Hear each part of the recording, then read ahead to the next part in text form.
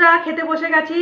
আজকে গরম গরম ভাতের সাথে আছে কাবজি লেবু, শসা, আর এখানে আছে আলু দিয়ে আর তোমার বেগুন দিয়ে মাছের কাতলা মাছের কালিয়া, আর আছে চিচিঙ্গে ভাজা পেঁয়াজ দিয়ে, আর এখানে আছে চিংড়ি মাছের কারি। তো চলো বন্ধুরা খাওয়া শুরু করে দিই।